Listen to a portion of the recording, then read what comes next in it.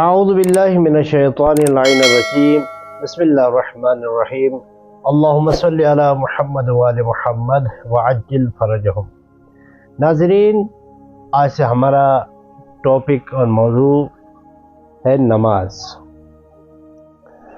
نماز کی اہمیت آج کی اس ویڈیو میں ہم کریں گے۔ آج کی اس ویڈیو میں نماز کی اہمیت بیان کریں گے۔ نماز کے متعلق قرآن کریم میں متعدد آیات ہے۔ اقیموا الصلاۃ وآتوا الزکوٰۃ، اقیموا الصلاۃ وآتوا الزکوٰۃ، نماز قائم کرو۔ اس کے علاوہ جب جہنمیوں سے جنت والے پوچھیں گے کہ کس وجہ سے تم جہنم میں چلے گئے، حالانکہ تم بھی مسلمان تھے، تم بھی اللہ پر ایمان رکھنے والے تھے، تو جہنمی کہیں گے کہ لم نکم من المصلین، ہم نماز گزاروں میں سے نہیں تھے۔ یعنی نماز انسان کو جنت کی طرف لے کے جاتی ہے۔ اس کے لیے متعدد روایات بھی ہیں کہ الصلاۃ عماد الدین، ان قبل قبل ما سواہا، ان رد رد ما سواہا۔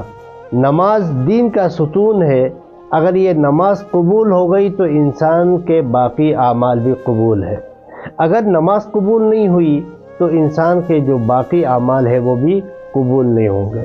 تو باقی اعمال کا قبول ہونا نماز پر منحصر ہے، اس لیے انسان کو نماز صحیح طریقے سے بجا لانے کی ضرورت ہے۔ اس کے علاوہ پیغمبر اکرم صلی اللہ علیہ وآلہ وسلم کا ارشاد گرامی ہے، جو نماز کو معمولی سمجھے، اہمیت نہ دے وہ جہنم کا مستحق ہے، یعنی آخرت میں عذاب کا مستحق ہے۔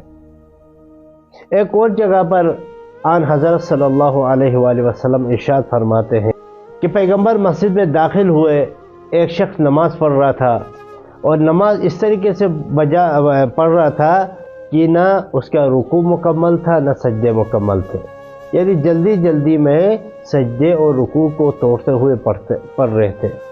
تو پیغمبر نے ارشاد فرمایا کہ اگر یہ اس حالت میں مرے جس طریقے سے وہ نماز پڑھ رہا ہے، یعنی وہ ہم میں سے نہیں ہوگا، یعنی وہ مومن اور مسلمان نہیں مرے گا۔ عزیزان محترم، اس روایت سے اندازہ ہوتا ہے کہ جو انسان نماز تو پڑھے صحیح نہ پڑھے تو اس کے لیے اتنا عذاب ہے، وہ مومن نہیں ہو سکتا۔ تو جو نماز ہی نہ پڑھے تو اس کا ایمان کی کیا گارنٹی ہے؟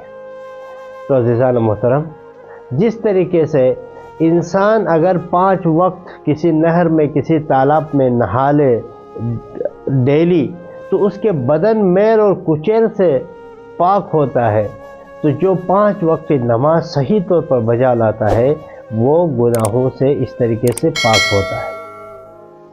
اگر کوئی انسان گناہ کرتا ہے لیکن نماز بھی پڑھتا ہے تو کہتے ہیں کہ جب وہ بارگاہ الہی میں حاضر ہوتا ہے نماز کے لیے تو اس کا ضمیر اس کو جھنجھوڑتا ہے کہ تم نے تنہائی میں، تم نے مسجد کے باہر یا نماز کے علاوہ گناہ کیے ہیں، اب کس منہ سے خدا کے سامنے کھڑے ہو جاؤ گے؟ جب یہ ندامت اور پشیمانی اس کی بڑھتی چلی جاتی ہے تو انسان گناہوں سے دور ہوتا چلا جاتا ہے، گناہ چھوڑ دیتا ہے۔ اس لیے کہ قرآن کریم ایک آیت بھی ہے جو نماز کے متعلق اکثر بیان ہوتی ہے، ان الصلاۃ تنہی عن الفحشاء والمنکر، کہ بے شک نماز بے حیائی اور برے کاموں سے روکتی ہے۔ تو پروردگار عالم سے یہی دعا ہے کہ پالنے والے ہمیں صحیح معنوں میں نمازیوں سے ہونے کی توفیق عطا فرمائے اور نماز کو صحیح طریقے سے پڑھنے کی ہمیں توفیق عطا فرمائے۔ ناظرین، اس حوالے سے اگر کسی کے ذہن میں کوئی سوال ہے تو آپ سوال کر سکتے ہیں، تو ہمارے ویڈیو کو لائک کریں، شیئر کریں، ہمارے چینل کو سبسکرائب کریں۔ والسلام علیکم ورحمۃ اللہ وبرکاتہ۔